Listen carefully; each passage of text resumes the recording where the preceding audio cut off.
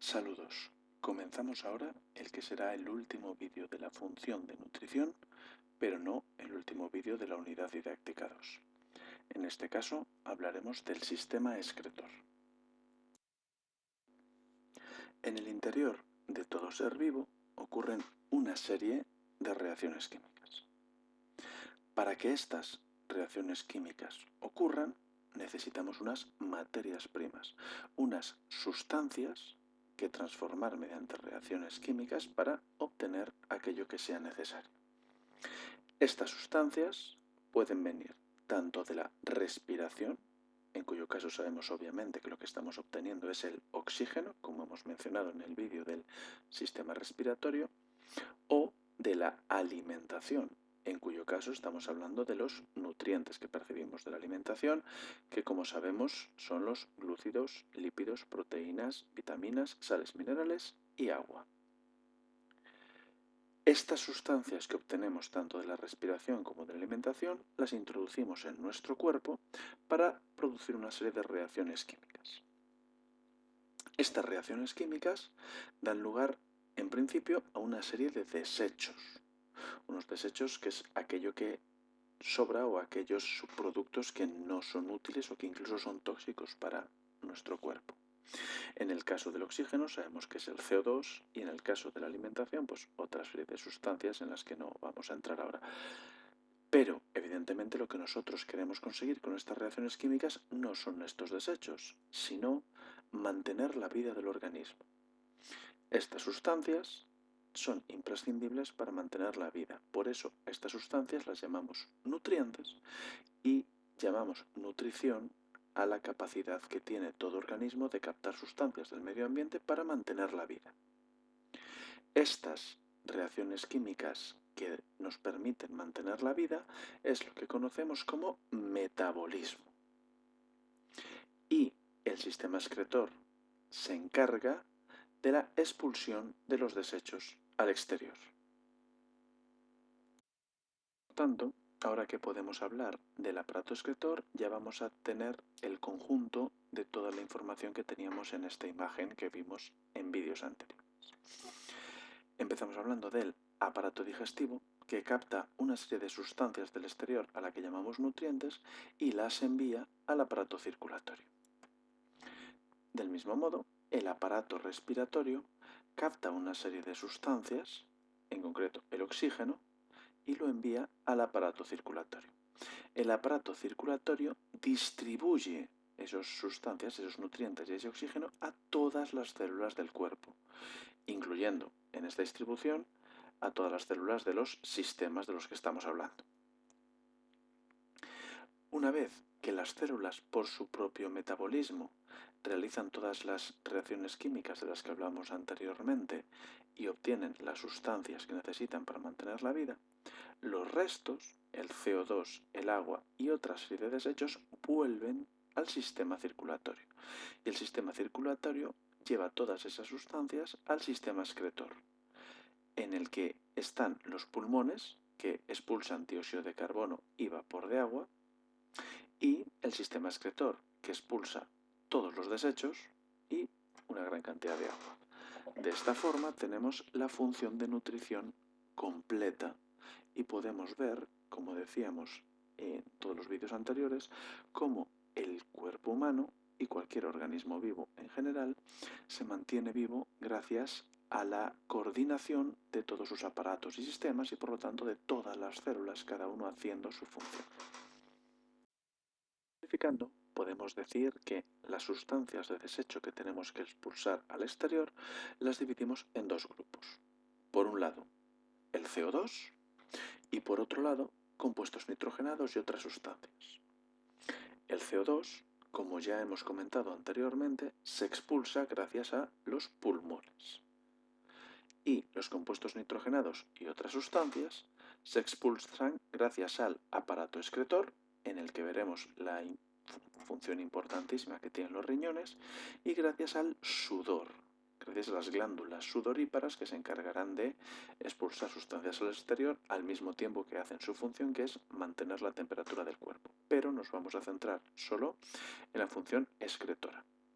De hecho, lo que vamos a estudiar sobre todo es el funcionamiento de los riñones. De este modo, podemos hablar de que el sistema excretor está dividido en dos partes principales. Por un lado, los riñones, que serán los encargados de filtrar la sangre y por lo tanto de producir la orina, y por otro lado, las vías urinarias, que serán los conductos encargados de enviar esa orina al exterior. Los riñones son dos órganos que tradicionalmente decimos que tienen forma de habichuela y que se encuentran en los costados de la parte baja del tronco, uno a cada lado. Las funciones que tienen los riñones son fundamentalmente dos.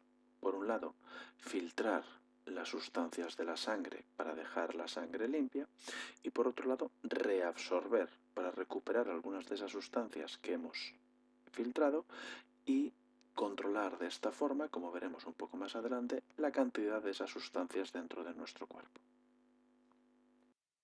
Distinguimos en los riñones tres zonas. Por un lado la corteza, que es la parte más exterior del riñón. Por otro lado tenemos la médula. Y por último tenemos la pelvis renal, que es donde se acumulará la orina para salir del riñón. Los riñones realizan su función gracias a unas estructuras que llamamos nefronas. Si ampliamos esa parte del riñón justo entre la corteza y la médula, podemos ver la estructura general de una nefrona. La nefrona, como podemos ver, es fundamentalmente un tubo. Pero si nos fijamos en la parte más importante, encontramos la cápsula de Bowman. La cápsula de Bowman es una parte de la nefrona que rodea un capilar que da muchas vueltas sobre sí mismo, como hacía el intestino para aumentar la superficie de contacto y la zona cercana entre el capilar y la cápsula de Bowman, y de esta forma permitir el intercambio de sustancias entre unas y otras. Por lo tanto, el glomérulo es esta parte del capilar que permite el intercambio de sustancias con la cápsula de Bowman que lo rodea. Una vez que hemos descrito claramente la estructura de los riñones, vamos a hablar de cómo se forma la orina. En primera instancia, como ya sabemos, tenemos un capilar que forma un glomérulo y que después continúa. Este glomérulo se encuentra rodeado por la cápsula de Bowman, y la cercanía entre el glomérulo y la cápsula de Bowman es lo que permite que las sustancias nocivas que se encuentran en el interior de la sangre pasen a la cápsula de Bowman y por lo tanto a la nefrona. Una vez que esas sustancias están en la nefrona, continúan el viaje por todo el túbulo renal y llegamos a una zona del túbulo renal donde el capilar vuelve a encontrarse, a acercarse a este túbulo renal. ¿Y qué conseguimos en este punto? En este punto se produce la reabsorción. Es decir, hay algunas sustancias que se encuentran en el túbulo renal que queremos devolver a la sangre. Entonces, devolvemos esos nutrientes que sí que queremos tener y lo que queda de este proceso ya es la orina que irá a la pelvis renal y por lo tanto al exterior. ¿Por qué la orina ocurre en dos fases y no nos limitamos únicamente a una filtración? Porque de este modo, si hacemos una primera filtración más grande, es decir, expulsamos más sustancias de las que expulsaríamos si solo tuviéramos una filtración y no tuviéramos una medida de seguridad, conseguimos hacer una limpieza más profunda. Eliminamos más sustancias de las que realmente son tóxicas. ¿Por qué? Porque de esta forma nos aseguramos de eliminar todos los tóxicos que hay en la sangre y esas sustancias que no son tóxicas, que son nutrientes y que queremos tener en nuestro interior, en el proceso de reabsorción volverán a la sangre y no las perderemos. ¿Por qué queremos hacer esto? Conviene recordar que dentro de un organismo vivo, ya sea humano, ya sea de cualquier animal, la mayor parte de las sustancias tienen que estar en un rango. Es decir, hay una cantidad mínima que tenemos que tener y una cantidad máxima. De tal forma que tanto tener muy poco de una sustancia, como puede ser, por ejemplo, una vitamina, como tener demasiado de esa sustancia, generan problemas en nuestro interior. Por ejemplo, el colesterol, sabemos que hay una cantidad de colesterol que necesitamos tener para funcionar, porque es un lípido que tiene sus funciones, pero que un exceso de colesterol puede bloquear las arterias. Cuando nosotros nos hacemos un análisis de sangre y el médico nos entrega el informe, si lo vemos con atención veremos que al lado de cada sustancia medida vemos la cantidad que tenemos de esa sustancia y al lado tenemos dos números. Esos números representan la cantidad mínima que tenemos que tener de esa sustancia y la cantidad máxima. Siempre que nuestra cantidad esté entre esos dos valores, todo va bien. El problema es cuando se sale. Y eso es lo que pretende hacer el riñón. El riñón, gracias al proceso de filtración y reabsorción, no solo filtra y por lo tanto limpia la sangre para que no haya sustancias tóxicas que nos puedan envenenar internamente, sino que además reabsorbe las sustancias que queremos tener, pero solo en las cantidades adecuadas. De esa forma expulsa al exterior de nuestro cuerpo todo el exceso de esas sustancias que nos podrían generar una serie de problemas. Evidentemente esto es así siempre y cuando los riñones funcionen correctamente y solo para las sustancias de las que el riñón se puede encargar, ya que el riñón no se puede encargar de todas.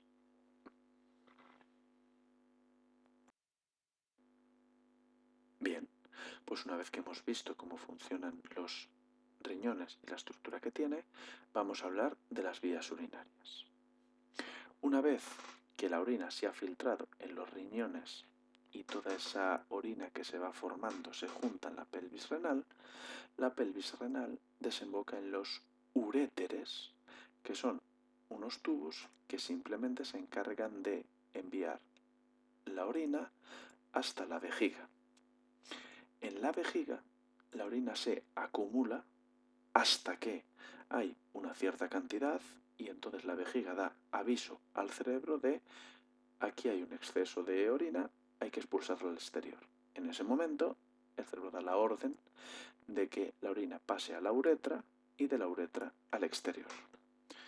Conviene destacar que esta estructura de las vías urinarias es la misma para hombres que para mujeres. La única diferencia es que en el caso de los hombres la uretra está hacia el exterior del cuerpo y en el caso de las mujeres está en el interior del cuerpo. Sin embargo, la estructura del sistema excretor es el mismo para hombres y para mujeres. Y para terminar, una vez que hemos hablado del aparato excretor y por lo tanto terminamos la función de nutrición en su conjunto, vamos a hablar de dos de las posibles enfermedades que puede sufrir el aparato excretor. Vamos a empezar hablando de los cálculos.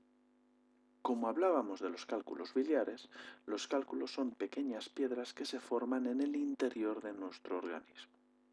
En este caso, como estamos hablando del aparato excretor, estamos hablando de cálculos renales, ya que en medicina la palabra renal siempre hace referencia a los riñones.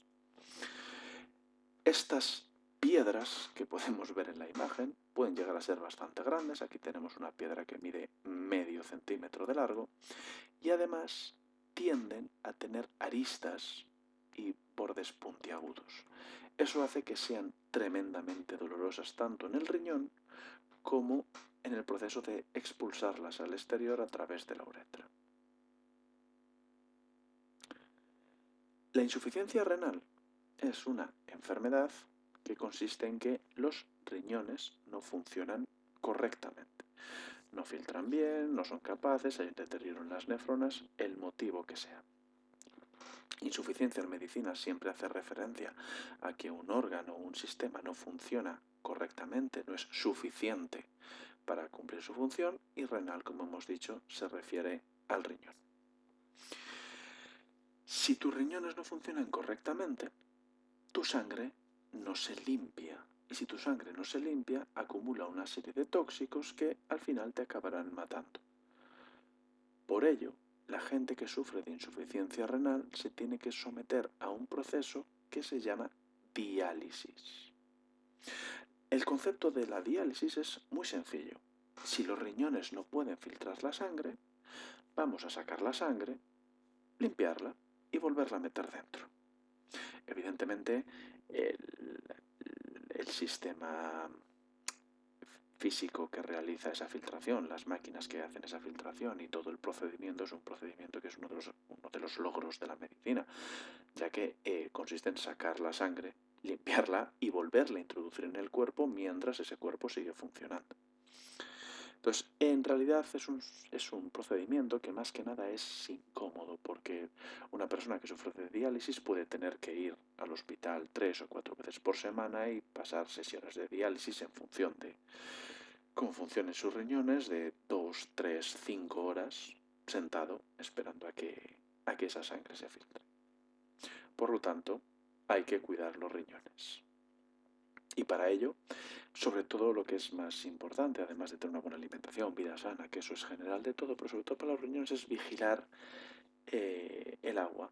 Y como siempre, ni beber muy poco, porque entonces los riñones no tienen agua con la que empujar todas esas sustancias tóxicas y les cuesta mucho más, como tampoco beber demasiado, porque beber demasiado hará que los riñones trabajen de más, ya que tenemos un exceso de líquidos. Y con esto concluimos el vídeo sobre el aparato excretor y toda la función de nutrición.